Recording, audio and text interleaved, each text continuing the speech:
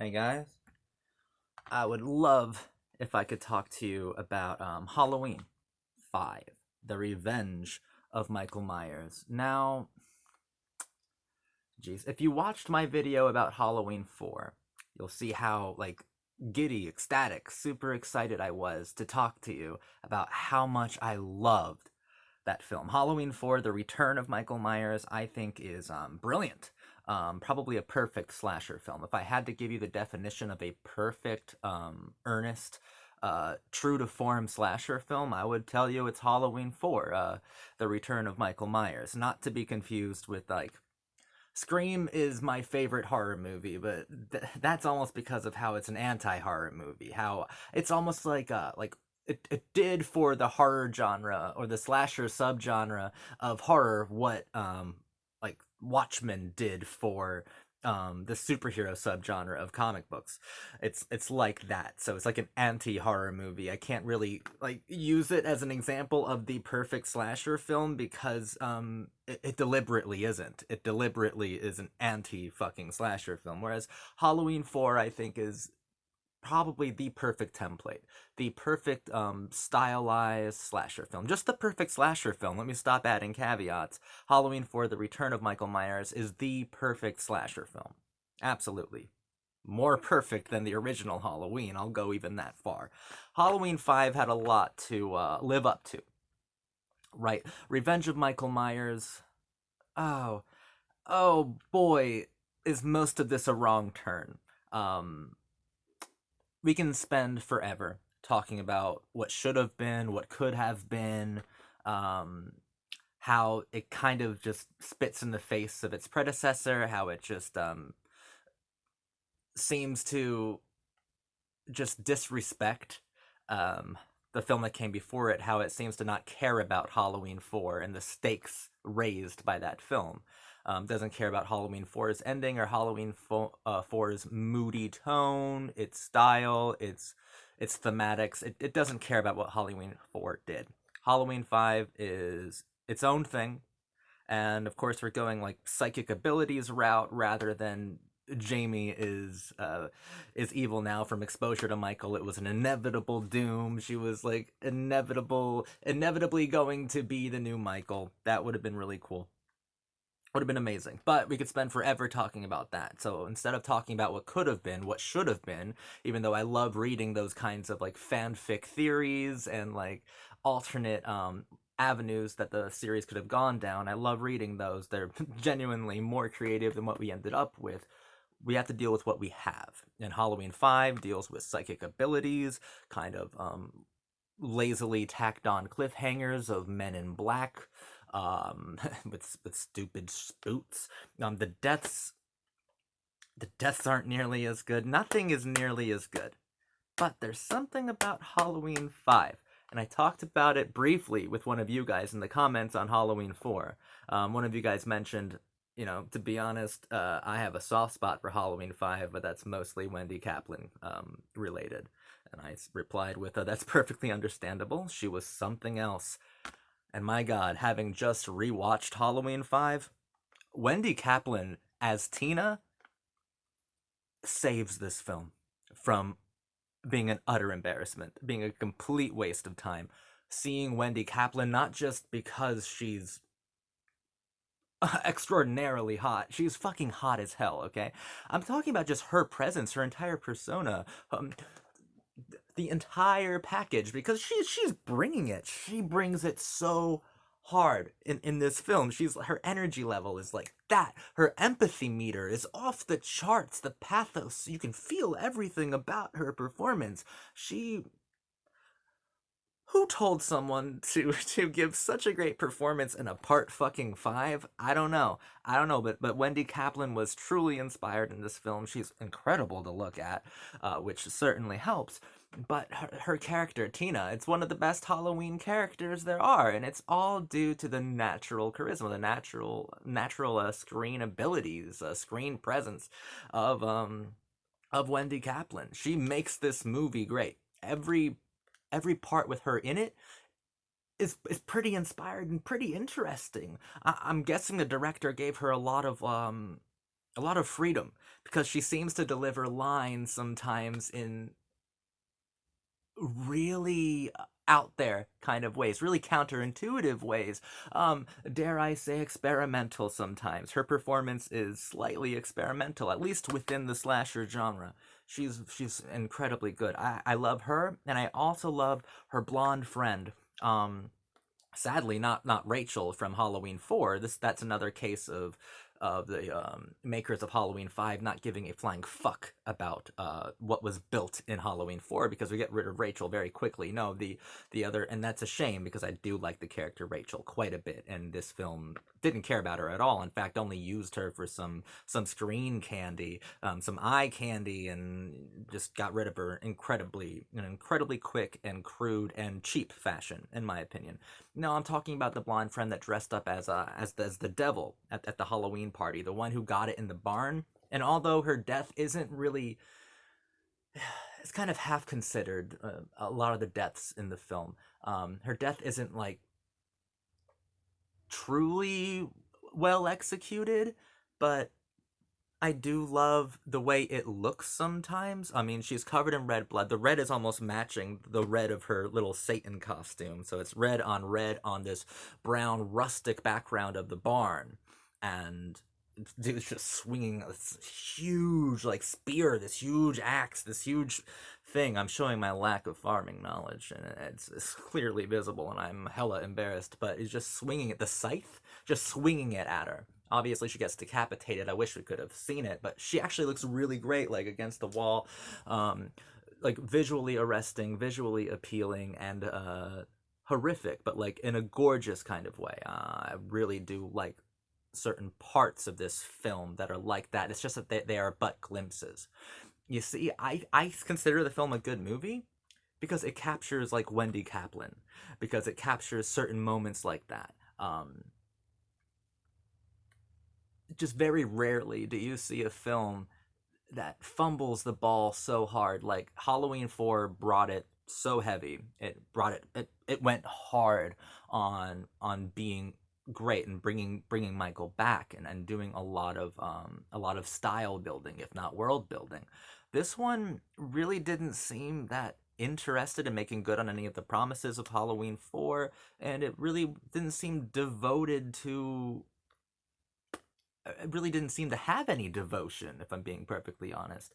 There's not a whole lot of passion in it, except for when like someone like Wendy Kaplan can come on screen and conjure up an emotional resonance from the audience. Because in Halloween 4, a large part of your emotional anchor was the identification of protection. You were identifying with protecting Jamie, and you were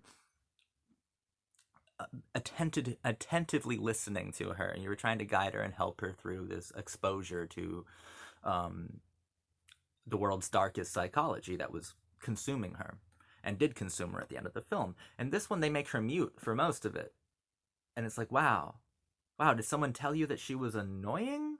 So your way around it was to not give her any lines of dialogue until the last 30 minutes or so? Because that seems really cheap. That seems kind of insulting, too. Because I thought that Danielle Harris, who played Jamie, was great in Halloween 4. I feel like her performance was deliberately stifled in this film. And if you look up behind the scenes sorts of things about this film, she was a child's actor, and she was put into direct danger. She shouldn't have. Her physical safety was compromised, like again and again on this film. She shouldn't have been doing what she was doing. She just really shouldn't have. And that kind of just speaks to the overall film. It doesn't feel like there's as much care to this film. Now, it sounds like I'm being pretty harsh, but I still think it's a good movie. I think on the scale, on the spectrum, it leans to good. It is a good movie.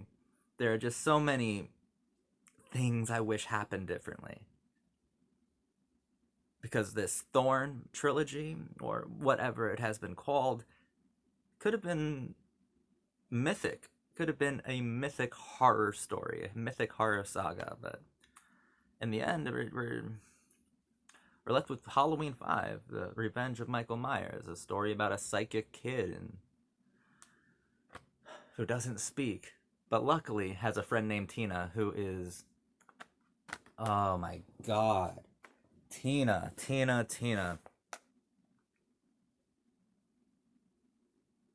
Yeah, I'm mostly saying this movie is good because Tina is hot.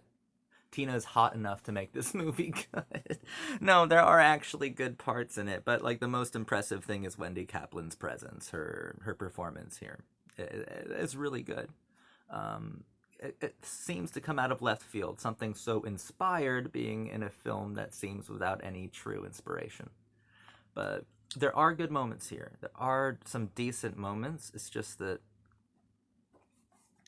could have been so much better. I know at the beginning of this, I said let's not worry about what could have been or what should have been, but Jesus, you can't help but make your own fantasy about it. You can't help but wonder what could have been. Could have been something brilliant. Now, I do have fun watching it. I do have a lot of fun. These characters are ridiculous. It just sucks that they're not compelling in their ridiculousness. They are ridiculous. The only compelling characters are Tina and to a certain extent Jamie still, although I feel like the connection between the audience and Jamie is deliberately ruined in Halloween 5. It was very strong in Halloween 4, kind of ruined in Halloween 5. But Tina and her friend who dressed up as the devil, she's super hot too, but like it's really her death that's very good. She was framed incredibly well in the barn. It was the only reason they should have been in the barn. I really didn't like the barn as an aesthetic.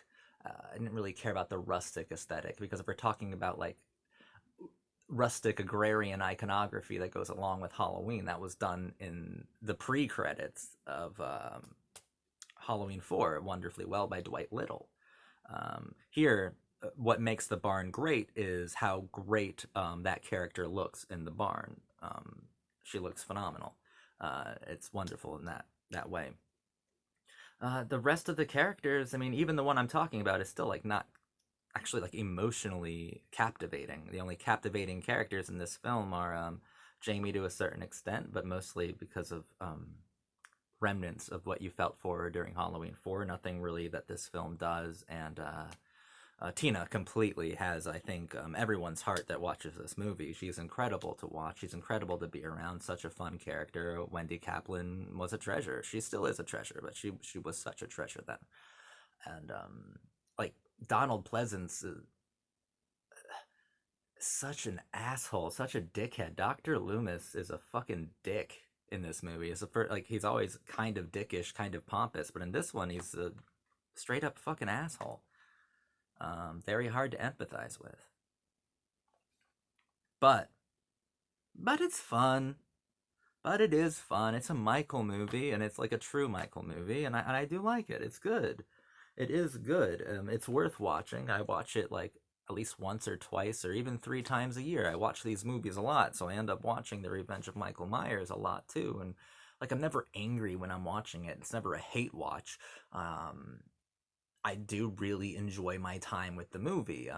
It gets better the more you watch it. Like the blow softens, and you get to just have fun with kind of how kind of silly and goofy and melodramatic it is. I just don't want to do that with my Halloween movies. I want to get lost in how enthralling and captivating they are, not in how goofy they can be. There are some decent parts here. I do like that the juxtapositions. Some of them are pretty poetic.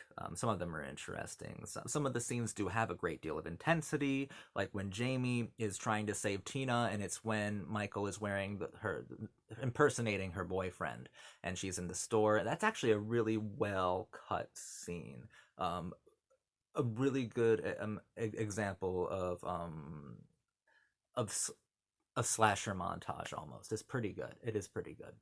Um, is intercut very well, building to an excellent piece of emotionality that only Tina could bring, which is hearing Jamie speak for the first time, saying "Tina," and she's like, I love it, say it again, say it." I can't even like impersonate Tina because it does feel kind of experimental. There, she's doing a lot of emotional projection and acrobatics with her performance is really surprising. And if you look her up, you see she's like a theater actor, which makes perfect sense because this is something that isn't yet molded by the Hollywood machine. There is something really pure, natural, and sexy about it, and it's a sexiness. It's a natural ability that could only be you can only have organically.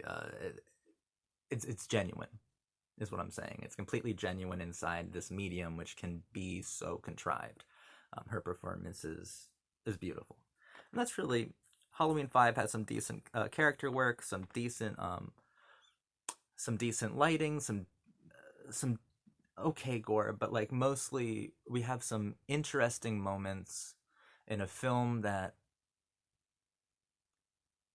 is ultimately uninteresting. But I watch it every single time, and every single time Wendy Kaplan is on screen, I'm like, okay, this is worth it. This is why I'm watching this movie. For her, she's wonderful. She's wonderful. I mean, who wants to see Michael Myers cry?